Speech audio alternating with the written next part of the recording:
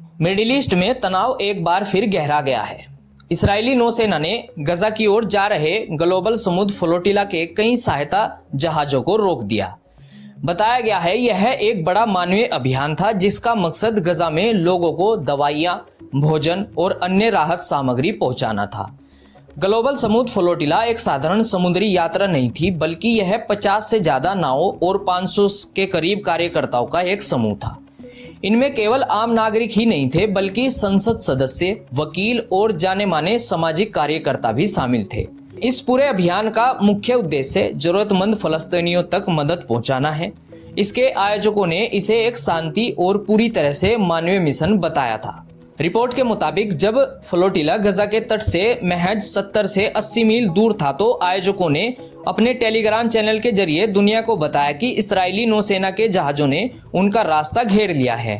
खबरें ये भी हैं कि फ्लोटिला के एक सदस्य जो अमेरिकी पूर्व सैनिक बताए जा रहे हैं, उन्होंने सोशल मीडिया पर एक वीडियो में बताया कि नौसेना के जवान जहाजों को रोकने, इंजन बंद करने और आगे के निर्देशों का इंतजार करने के लिए कह रहे थे। इस्राएली नौसेना की तरफ से चेतावनी दी गई कि अगर ग्लोबल फ्लोटिला सदस्य बात नहीं मानते और आगे बढ़ते हैं तो जहाजों को जब्त किया जा सकता है। रिपोर्ट बता रही है नावों को रोकने के लिए इस्राएली अधिकारियों ने उन पर पानी की बौछार भी की। यह घटना ऐसे समय में हुई जब गजा में मानवीय संकट पहले से ही गहराया हुआ है।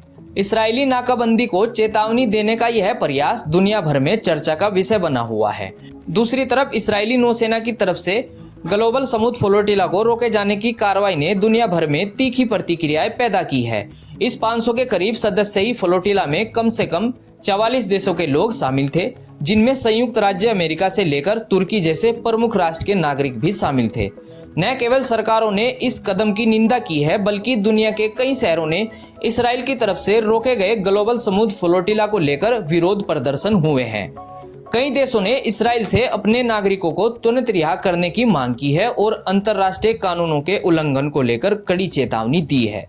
कोलंबिया के राष्ट्रपति ने इस्राएल को लेकर एक बड़ा कदम उठाते हुए कहा, इस्राएली राजनयिकों को निष्कासित करने और दोनों देशों के बीच मुक्त व्यापार समझौते को रद्द करने को कहा है। कहा गया है कि कोलंबिया अपने नागरिकों की वापसी सुनिश्चित करने के लिए सभी उपयुक्त मांगों को पूरा करेगा। ग्लोबल फ्लोटिला को रोके जाने पर तुर्की ने भी अपनी प्रतिक्रिया दी है। तुर्की विदेश मंत्रालय ने इसको सही नहीं बताते हुए इसे अंतर्राष्ट्रीय कानूनों का उल्लंघन बताया। मलेशिया के प्रधानमंत्री अनवर इब्राहिम ने मलेशियाई नागरिकों की तुरंत रिहाई की मांग की और कहा कि उनकी सरकार इस्राएल को जवाबदेह ठहराने के लिए वैध और कानूनी रूप से आधारित उपाय करेगी। ग्लोबल फ्लोटिला को रोके जाने के बाद आयरलैंड ने कहा कि इस्राएल गजा में जरूरी सहायता रोक रहा है और इस मानवीय कार्य में शामिल लोगों की सुरक्षा हम सभी के लिए एक चिंता का विषय है। दोस्तों, कहा जाए तो इस्राएल की तरफ से रोके गए ग्लोबल समुद्र फ्लोटिला को लेकर अंतर्राष्ट्रीय स्तर पर तनाव बनता हुआ दिख रहा है। कई देश इस्राएल की इस कार्रवाई को अंतर्राष्ट्रीय कानूनों का उल्लंघन मान रहे हैं, तो कई देश इस्राएल से इसके लिए जवाब मांग रहे हैं। दोस्तों, देखना होगा कि आगे आने वाले दिन ग्लोबल समुद्र फ्लोटिला को लेकर क्या रुख अपनाते हैं। क्या दोस्तों अंतर्राष्ट्रीय स्तर पर ग्लोबल फ्लोटिला को लेकर उठ रही प्रतिक्रिया इस्राएल पर दबाव बना पाएगी? क्या गजा में फ्लोटिला की तरफ से सहायता पहुंच पाएगी?